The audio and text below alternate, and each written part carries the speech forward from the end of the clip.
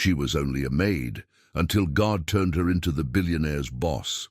Before we dive in, I want to invite you to subscribe and stay with us until the end of this story, because what you're about to hear is not just a tale of wealth and power. It's a story of faith, destiny, and the God who can raise the humble above the mighty. Imagine this: a young woman with nothing but her faith, walking into a mansion of marble and silence. The man who owns it commands empires, his words shake markets, and his presence intimidates everyone around him. He is a billionaire, cold and untouchable, and yet it is she, the maid, the one who scrubs the floors, whispers prayers in secret, and clings to hope, who will rise above him. Stay with me, because in the next chapters you'll see how God takes what the world despises and transforms it into glory. You'll hear conversations that pierce like a blade, scenes that feel like cinema, and faith that will challenge your own. Before we begin, subscribe now, and in the comments, let us know where in the world you're watching from. Because this is more than a story. It's a reminder that no matter your beginning, God can rewrite your ending. The iron gates opened with a groan that echoed across the valley. Beyond them stretched a driveway of black stone, glistening with dew, lined by towering cypress trees that seemed to whisper in the early morning wind. The scent of damp earth mixed with lavender from a distant garden. The faint song of a nightingale faded as daylight took over, and in that silence, Maria stepped forward. She carried a single suitcase, worn at the corners, its leather cracked from years of use. Her shoes were plain, polished as best as she could manage, though the shine could not hide the scuff marks. Her dress was simple, dark blue cotton, cinched at the waist, and over her shoulders rested a shawl faded from countless washings. She was not here to impress, she was here to work. Still, her eyes, deep brown, luminous with quiet determination, betrayed a different story. There was humility in her posture, but not defeat. And as the mansion came into view, its walls towering like a fortress carved from ivory stone, she whispered under her breath, "The Lord is my shepherd, I shall not want." The words steadied her heart. She pressed her fingers briefly to the small silver cross she wore around her neck, hidden beneath her shawl. It was the only inheritance from her mother, and to Maria it was worth more than all the gold locked away inside the house she was about to enter. The mansion's doors loomed ahead, made of cedar from Lebanon, their carvings intricate and ancient. Before she could lift her hand, they opened with deliberate grace, revealing a tall man in a dark suit, Mr. Harlow, the butler. His hair was silver, his face lined with years of service, his demeanor composed but distant. "You must be Maria," he said in a low voice, giving her a once-over that was neither cruel nor kind, but clinical, as though he had seen countless young women arrive with hope in their eyes and leave with their dreams broken. "Yes," Maria replied softly, shifting her suitcase to her other hand. "The master is waiting." The word master carried a weight, one that pressed on her chest as she stepped into the grand hall. Inside, silence reigned. The marble floor reflected the light of chandeliers that hung like frozen constellations.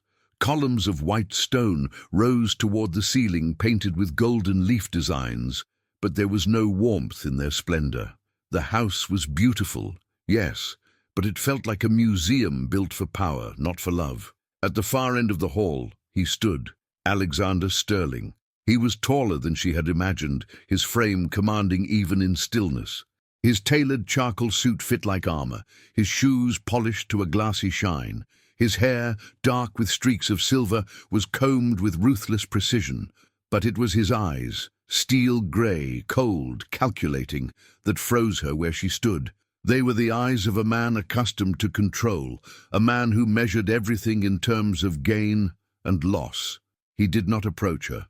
He stood at the foot of the staircase, his voice breaking the silence like a judge delivering a sentence. "So you're the new one." Maria lowered her head slightly, her hands tightening around the handle of her suitcase. "Yes, sir." "Maria." His gaze traveled over her like a merchant inspecting goods. No kindness, no welcome.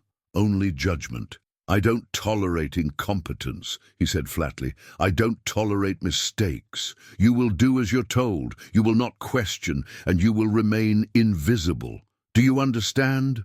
The words, cold as stone, struck her heart, but she did not flinch. Her voice was soft, yet steady. Yes, sir, I understand. He turned his back, placing one hand on the mahogany rail of the staircase. One more thing, he added, his voice echoing upward as he ascended. I hear you pray. Maria's breath caught. Yes, sir, I do. A smirk curled at the corner of his mouth, but it was sharp, mocking. Prayers don't clean floors. Remember that. And with that, he disappeared up the stairs, leaving a trail of silence colder than his words. Maria remained in the middle of the hall, her heart pounding. For a moment her spirit trembled under the weight of his disdain, but almost immediately another voice rose within her. Not his, but the quiet, unmistakable whisper of the Spirit. He raises the poor from the dust and lifts the needy from the ash heap. He seats them with princes and has them inherit a throne of honor. 1 Samuel 2:8. She closed her eyes, inhaled deeply, and exhaled with resolve. Lord, she prayed silently, if you sent me here, then here I will serve. Let your light shine even in this house. She set her suitcase down by the wall, her hands brushing the cool marble as though grounding herself. That was when she heard it. A sound unlike any other in this lifeless house. A piano note, soft, lingering, trembling with both sorrow and beauty. It floated across the hall, carried by the air like a secret yearning to be discovered. Maria turned her head, her eyes drawn to a pair of carved cedar doors, partially ajar at the far end of the corridor. Her feet moved almost without her will. Step by step she approached, the sound growing clearer, a melody tender yet broken, like a prayer made of music. She placed her hand on the door, hesitating only for a breath, and pushed it open. The room beyond glowed with filtered sunlight pouring through tall windows draped in velvet curtains. At the center stood a grand piano, its ebony surface gleaming. The keys still quivered from the last note, but no one sat at the bench. Maria stepped inside, her shoes sinking into the thick Persian carpet. She touched the piano gently, her fingertips brushing the smooth wood. The air felt warm, alive, as if the very walls had soaked in the melody. And then, from the shadows near the fireplace, a voice struck her like a blade. You have no permission to be here. The words cracked the air like a whip. Maria spun toward the fireplace, her pulse racing. From the shadows emerged Alexander Sterling, his tall frame outlined by the glow of the fire that had burned low overnight. His presence filled the room with something heavier than silence, authority, the kind that crushed rather than protected. He stepped forward, his polished shoes sinking slightly into the rug, his hands clasped loosely behind his back. The faint aroma of his cologne, cedar and spice, sharp and commanding, mingled with the lingering scent of old sheet music stacked on the piano stand. Maria lowered her gaze, heat rising in her cheeks. Forgive me, sir. I heard the music and her words faltered. She didn't know how to explain it, the pull of the melody, the way it had felt less like curiosity and more like calling. Alexander's steel-grey eyes narrowed. There was no music. Her breath caught. She looked at the piano, the keys still trembling as if touched only moments ago. The sunlight revealed faint fingerprints on the glossy ebony surface, fresh, undeniable. But, she whispered, do not argue with me. His tone was flat, final. This room is forbidden. No staff enters here, ever.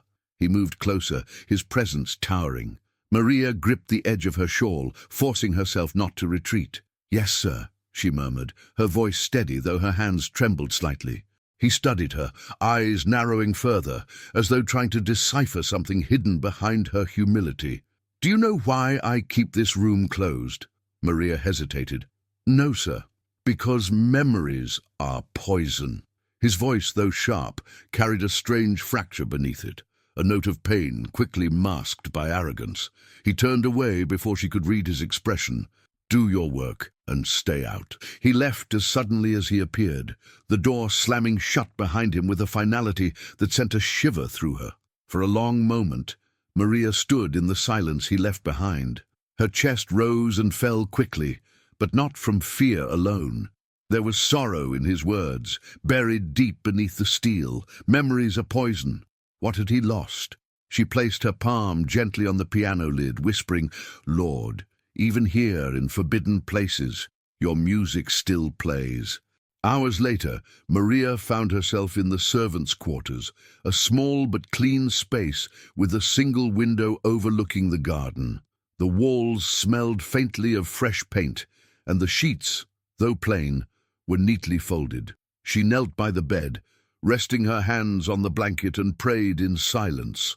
"Father, you see this man's heart, though he hides it behind walls of stone. If you brought me here, it is not by accident. Let me serve not only with my hands, but with my spirit, and let your light pierce where darkness has long remained." As she prayed, a knock interrupted her thoughts. It was Mr. Harlow, the butler. He held a silver tray with a small envelope resting upon it. "For you," he said curtly, placing it on her bed. Maria frowned, picking it up.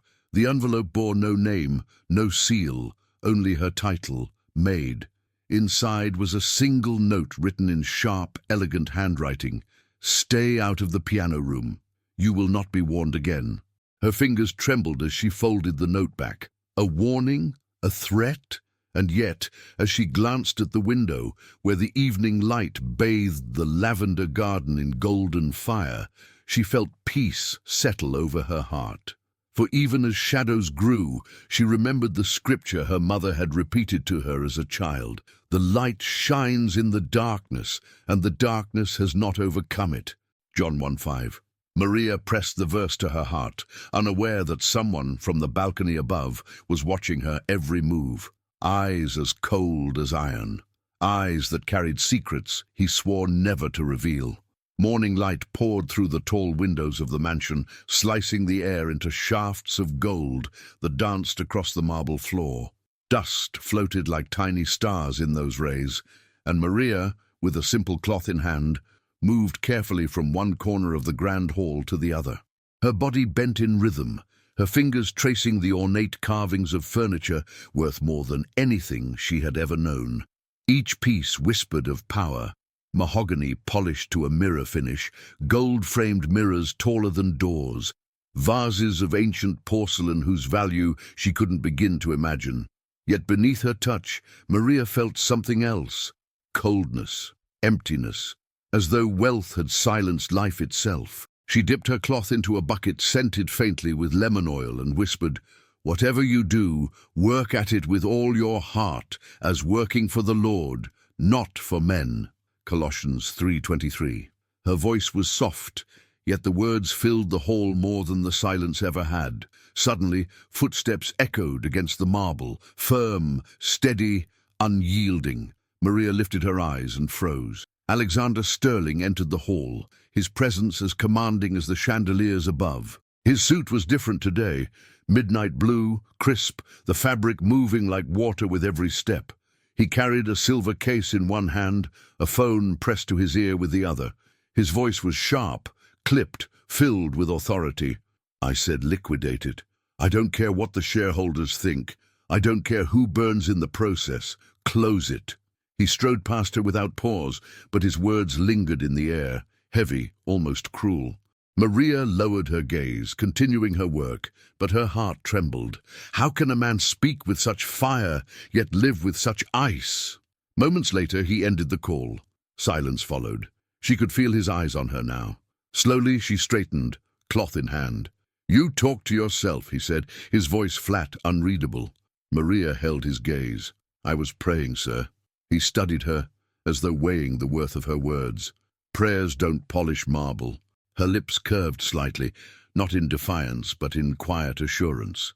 "Maybe not, sir, but they polish the heart." For the first time, his expression flickered, almost imperceptibly. Something, annoyance, perhaps, or curiosity, passed across his face before it hardened again. "Just do your work." He turned sharply and ascended the staircase, his footsteps echoing until only silence remained. Maria exhaled, her hands trembling slightly.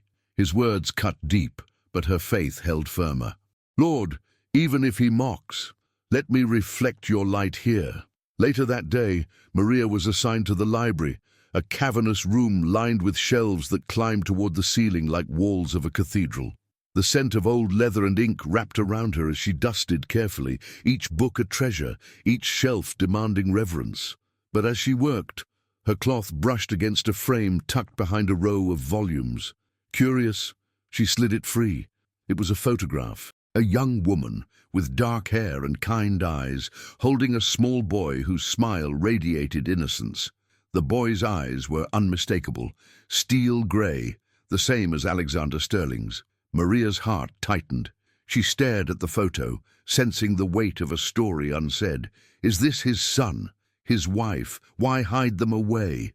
Before she could replace the frame, a voice sliced the air. What are you doing? Maria nearly dropped the photo. Alexander stood at the threshold, his presence darker than before.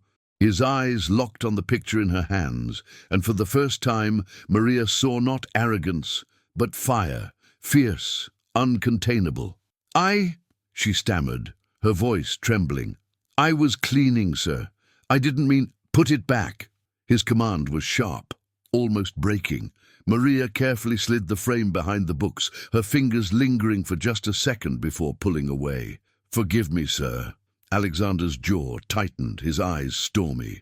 For a moment, he looked as though he might unleash words harsher than any before, but instead, he turned abruptly, his hand tightening on the doorframe. His voice dropped, low and bitter. Stay out of things that don't concern you, or you'll regret it. And with that, he left, leaving Maria's heart pounding. She pressed a hand against her chest, whispering, Lord, what darkness binds this man? What wound has chained his soul? The library, once serene, now felt like a battlefield of wealth and grief, arrogance and hidden pain. Maria knew this was no ordinary household. Her faith would not simply be tested by labor, but by secrets, pride, and battles of the heart. As she closed her eyes to steady herself, a thought rose unbidden. Perhaps God had not brought her here just to serve, but to fight for a soul drowning in silence. That night, Maria lay awake in her small room beneath the eaves of the mansion. The moonlight spilled through the narrow window, painting pale lines across her blanket. Sleep refused to come. The image of the photograph burned in her mind. The young woman's warm smile, the child's innocent eyes that mirrored Alexander's. She sat up, clasping the silver cross around her neck. Lord, she whispered, what have you placed me in the middle of? This man's heart is locked, but you hold the key. Show me how to serve, even if the door is shut. The silence of the mansion pressed around her, heavy and watchful. She lay back, praying until sleep finally overcame her. The next morning, the air smelled faintly of rain, though the skies above remained clear. Maria carried a brass tray of fresh linens toward the upper wing of the mansion. Her footsteps echoed in the corridor, softer than the hum of the chandeliers. As she neared the library, her breath quickened. The memory of Alexander's eyes, burning when he saw the photograph, returned like a warning. She passed the door quickly, but not without glancing once toward it. Why hide a family? Why bury their faces among dust and silence? Her thoughts were interrupted when she reached the music room, the room she had been warned never to enter again. The door was closed, yet from within came a faint sound. Not music this time, but movement. Maria paused, her heart drumming. She should walk away, yet something anchored her feet. Slowly, she leaned closer, listening. Inside, Alexander's voice broke the quiet, low, unsteady. I can't. He stopped, his breath ragged. The sharp scrape of a chair followed, then silence again. Maria stepped back quickly, afraid he might emerge, but the door remained closed. She hurried down the hall, the linens trembling in her arms. At noon, she served in the dining hall. The table stretched long, set with silver that gleamed like ice. Yet Alexander sat alone at its head, the vastness around him almost cruel. He ate sparingly, his knife cutting with mechanical precision. Maria placed a dish before him, lowering her eyes respectfully. He spoke without looking at her. You've seen too much already. Her breath caught, but she did not lift her gaze. I saw nothing, sir. Only what was hidden in dust. His fork clattered softly against the plate. You think faith gives you permission to touch what isn't yours? To pry open locked doors? Her voice trembled, but not from fear, from truth. Faith doesn't pry, sir. Faith notices what pain tries to bury. The words hung between them like a fragile thread. For a moment, Alexander's hand stilled, his eyes flicking up to hers, steel meeting fire. And then, with deliberate slowness, he returned to his meal. Finish your duties. Maria bowed her head, but as she stepped back, she whispered within herself, Lord, let not his bitterness be the final word. Later that evening, as Maria polished the brass fixtures in the hall, she overheard voices near the study. One was Alexander's, clipped and cold. The other, unfamiliar, a man's voice, urgent, almost pleading. You can't keep living like this, Alex, the man said. The house is a tomb. The piano... Enough! Alexander's voice cut like thunder. The piano is dead. The past is dead. Don't speak of it again. The slam of a door followed, leaving silence to bleed into the corridor. Maria froze, her hand still gripping the cloth. The piano, the photograph, the shadows in his eyes, all connected, all tangled in grief and rage. Her heart ached, not in fear, but in compassion. She pressed her hand to the cool brass rail and prayed silently, Lord, if this man is chained to sorrow, let your mercy be the song that frees him. And yet, as she whispered those words, she felt a chill sweep the hall, as though unseen eyes were watching. Somewhere deep within the mansion, beyond doors locked by bitterness, a story waited to be told. Maria knew then. Her journey here was not merely to clean floors or polish silver. She had stepped into a house haunted not by ghosts, but by grief, and perhaps by a God who had not given up on Alexander Sterling. The rain had come at last. Thunder rolled in the distance as sheets of water struck the tall windows of the mansion, blurring the world outside into grey swirls. The halls smelled faintly of damp stone and candle wax, for servants had lit flames to fight the storm-darkened afternoon. The steady rhythm of rain filled every corner, like an uninvited symphony. Maria carried a tray of tea into the study, where Alexander Sterling sat behind a vast oak desk. Piles of documents and glowing screens surrounded him, yet he looked not at them but out the window, his jaw tense, his eyes hollow. She placed the tray gently on the side table. Sir, your tea. He did not answer. His gaze remained fixed on the storm, his face carved from silence. Maria hesitated, then spoke softly. Storms remind me of Psalm 29. The voice of the Lord is over the waters. The God of glory thunders. The Lord sits enthroned over the flood. His head snapped toward her, his eyes sharp as steel. Enough! The word cut like a blade, but Maria did not flinch. You think quoting verses fixes anything? He continued, his voice rising with the thunder outside. Do you think faith changes storms? That your whispered prayers erase graves? That God fills empty chairs at dinner tables? The words struck her chest like stones, but she stood firm, her brown eyes steady on him. I believe God does not erase grief, sir. He redeems it. His fist slammed against the desk, rattling the teacups. Redeem! His voice thundered louder than the storm. There is no redemption for what I've lost. Silence crashed into the room after his outburst. Only the rain dared to speak. Maria's hands trembled slightly, but her voice remained calm, almost tender. Then perhaps the piano still plays for you, sir, though you've closed the door. His eyes widened, fire and fury burning in them.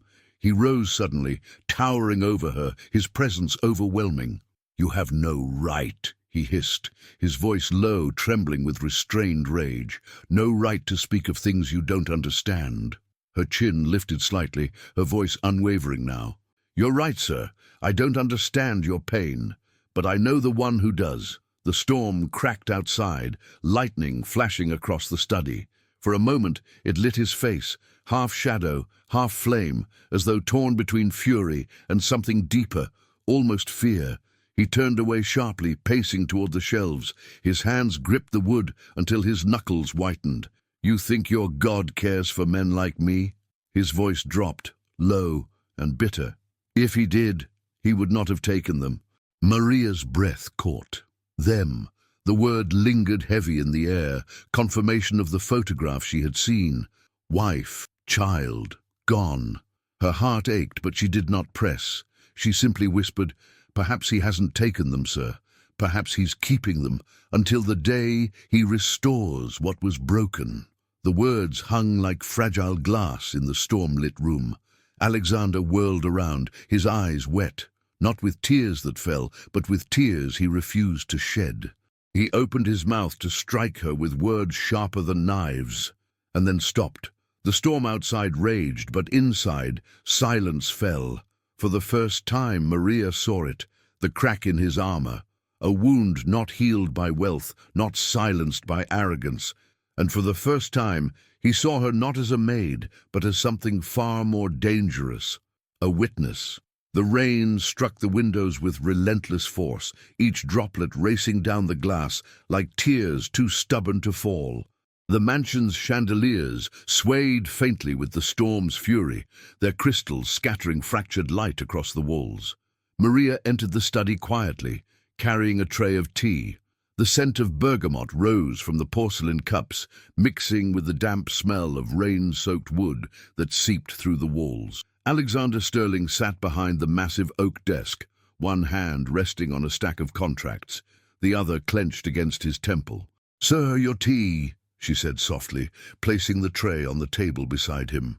He didn't move. His eyes, grey and unyielding, stared out the tall window at the storm beyond.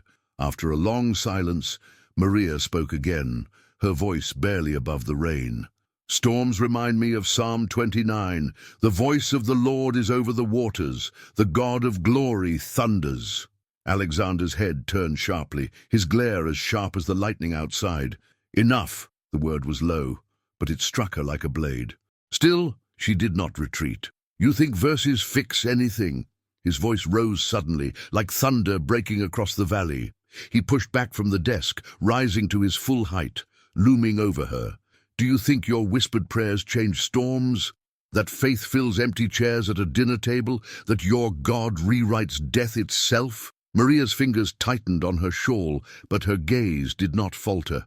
"I believe faith doesn't erase storms, sir, but it gives us shelter within them." His fist slammed against the desk, rattling the porcelain cups. "Shelter?" His laugh was bitter, hollow. "Tell me, where was your God when my house was torn apart? When laughter vanished from these halls, when graves became my only inheritance?" Maria's heart ached at his words. Her voice trembled, not with fear but with compassion. "I cannot answer why pain comes, sir, but I know this. God is nearest to the broken-hearted." "Broken-hearted?" His voice cracked like a whip. "Do I look broken to you?" Her eyes softened, holding his with quiet defiance. "No, sir. You look chained." The words pierced deeper than she intended.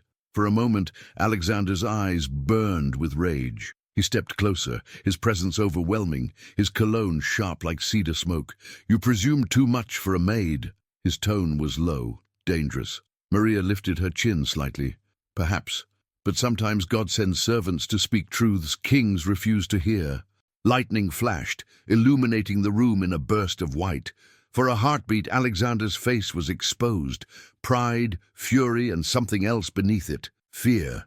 He turned away abruptly, pacing toward the bookshelves, his hand gripping the carved wood so tightly his knuckles turned pale. "You know nothing of loss." Maria's voice followed him, gentle but unyielding. "Then tell me, sir. Tell me what was taken." "Enough." His back remained turned. "You hide a photograph," she continued softly, her words trembling but resolute. "A woman, a child, eyes like yours. You bury them in shadows, but shadows cannot bury love."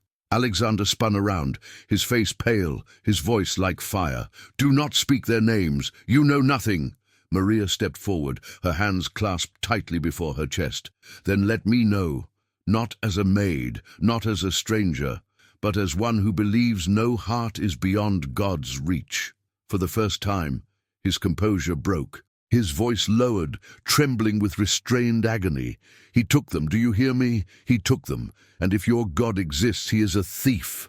The storm outside howled, thunder rolling like an answer from heaven itself. Maria's eyes filled with tears, but her voice remained firm. No, sir, God does not steal. The enemy steals, death steals. But God restores. The words fell into the silence like seeds into soil cracked by drought. Alexander's lips parted, as if to unleash fury again. But no words came. His chest heaved with unspoken pain, his eyes glassy with tears he refused to let fall.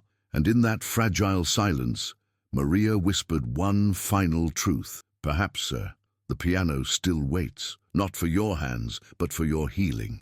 The storm raged louder, lightning flashing once more. And Alexander Sterling, the man who ruled empires with an iron will, turned away from a maid because he could not bear her gaze. For she had seen the wound he swore no one would ever see. The storm passed, leaving the air heavy with the scent of wet earth and cedar. The mansion, washed clean by the rain, glistened under a pale moon. Crickets sang faintly in the garden, their rhythm filling the silence that the house itself seemed unwilling to break. Maria moved quietly through the servants' wing, carrying a basket of folded linens.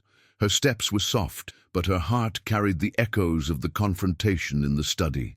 Alexander's words had been like fire, burning with grief and bitterness, and yet beneath the flames she had seen it, a wound, raw and unhealed. She set the basket down in her small room, knelt by her bedside, and clasped her hands around the silver cross at her neck. Her prayer rose into the stillness. Father, heal what pride has hardened. Speak where silence has reigned. Let this house hear your music again. Her voice was soft, but the words lingered like incense in the air. Then, almost without thought, Maria began to sing. It was not a polished song, not the voice of a trained singer, but pure, fragile, and full of longing. A hymn her mother had taught her in childhood. Her voice carried through the thin walls, rising and falling like a gentle tide.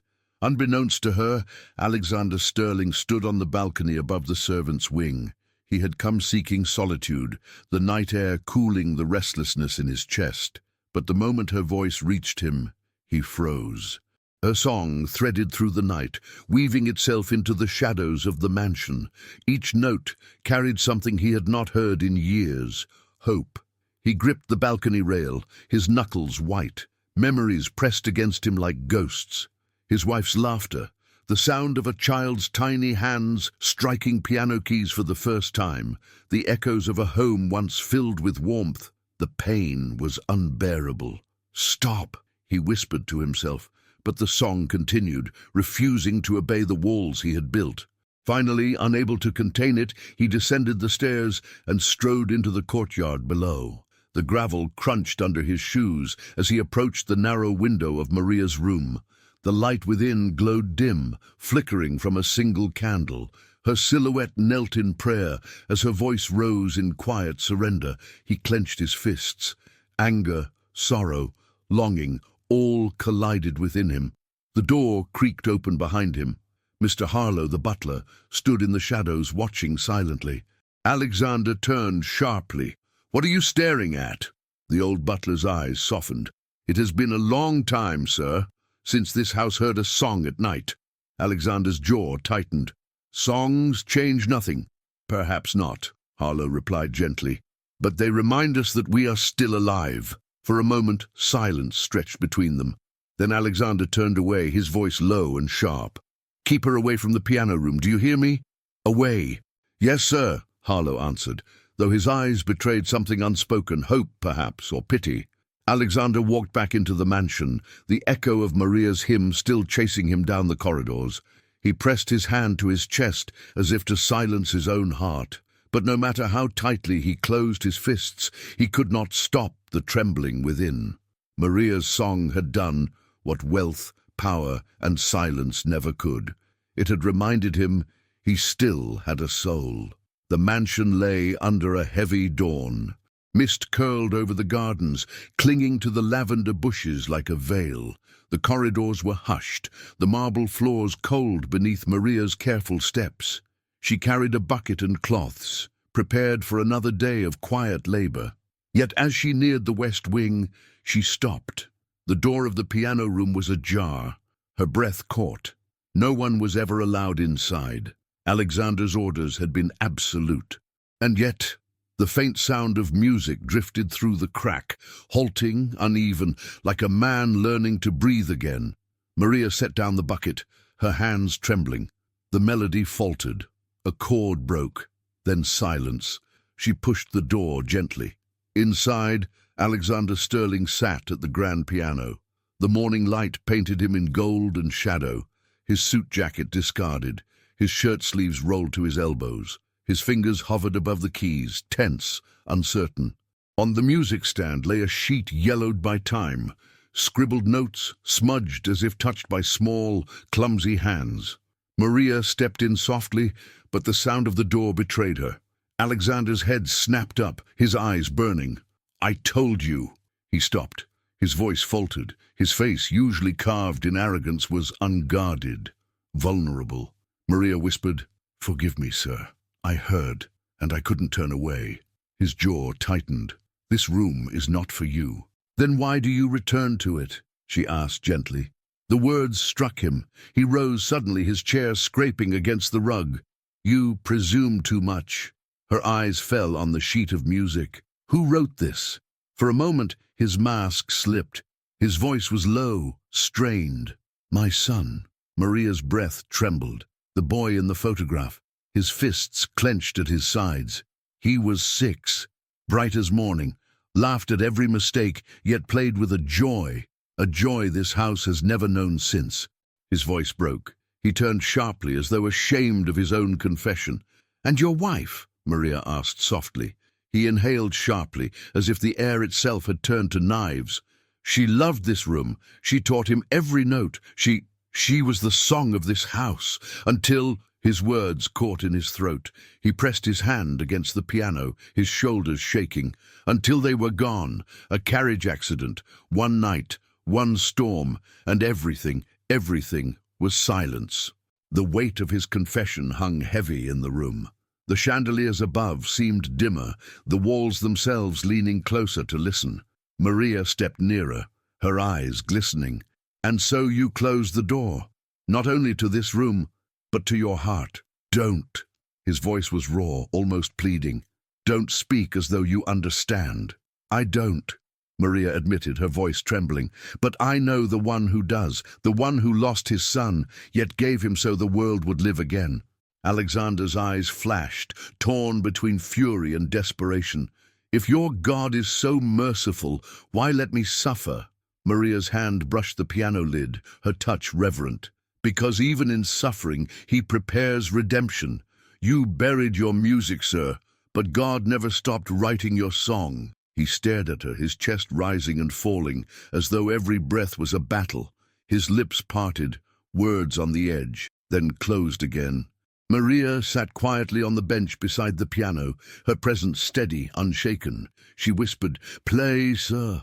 Not for me, not for this house, for them." His hands trembled above the keys. At first he resisted, shaking his head, but then, slowly, he lowered his fingers. The first note stumbled, broken, then another, then a phrase that lingered, fragile, trembling like a candle flame. Maria closed her eyes, whispering a prayer, and for the first time in years, the piano sang. Alexander's hands faltered halfway, pressing against the keys as sobs threatened to break free. He rose abruptly, his chair scraping again. "Enough! I can't!" Maria stood too, her voice firm. "You can, not because you're strong, but because God is." The silence that followed was heavier than the storm itself. Alexander turned, his face pale, his eyes glistening with tears he refused to release. "Leave me." Maria stepped toward the door, but before she crossed the threshold, she spoke softly. "Sir, you're not alone in this house anymore, not unless you choose to be." The door closed gently behind her. Inside, Alexander Sterling stood motionless by the piano, his hands shaking, his chest torn between rage and grief. And though he would never admit it, not yet, the melody he had played still echoed in his soul, refusing to be silenced. The mansion was still. Not silent like before.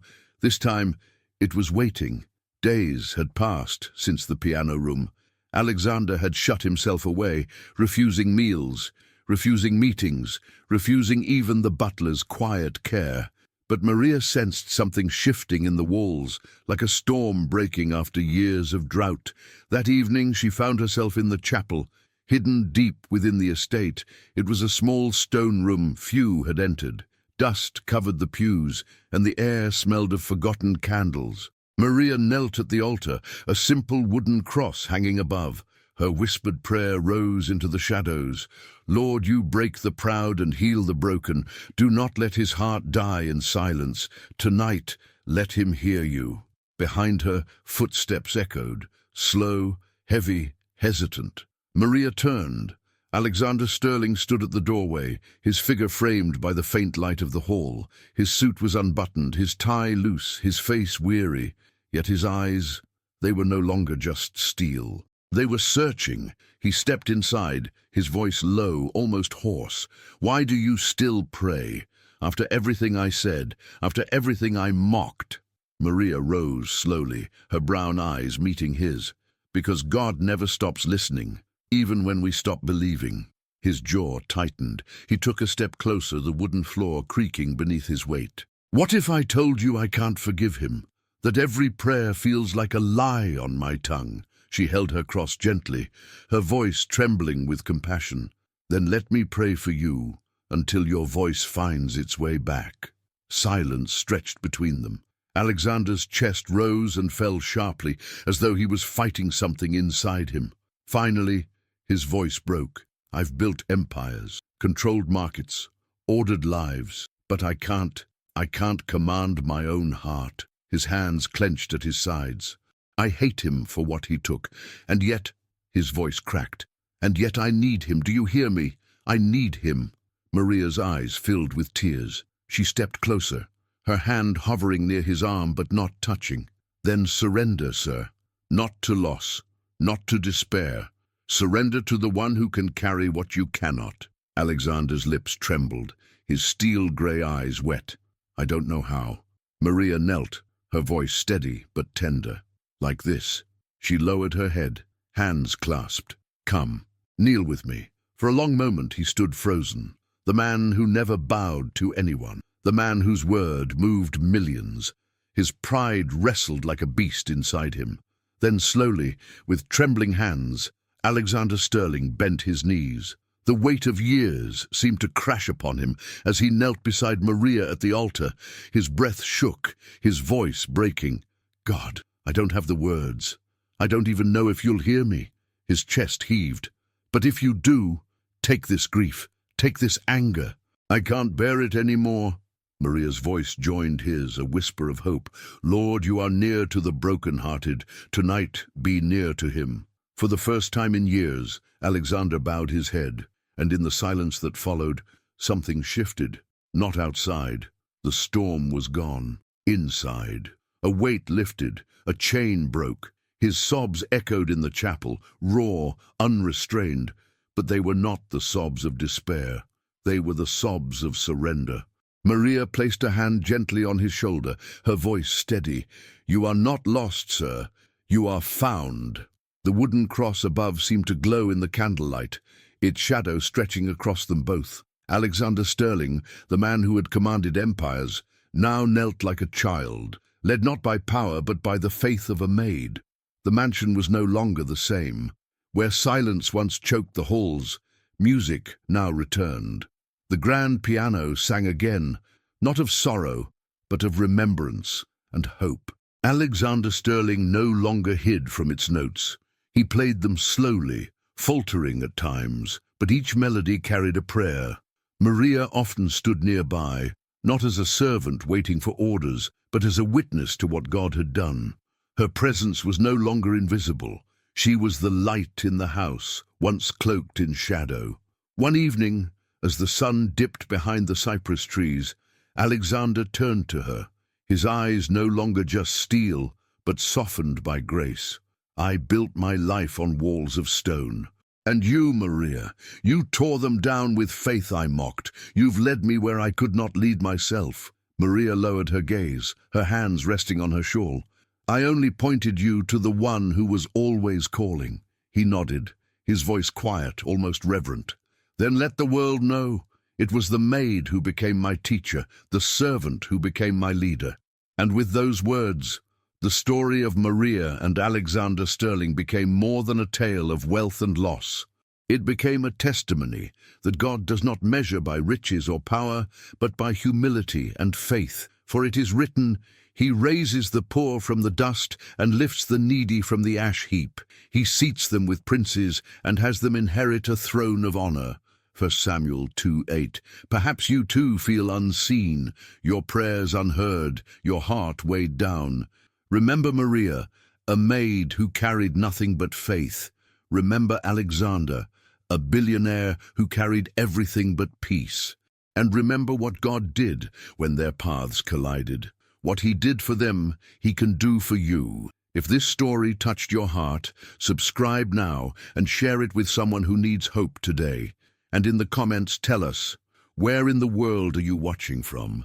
Because this is more than a story. It's a reminder, God still writes new endings.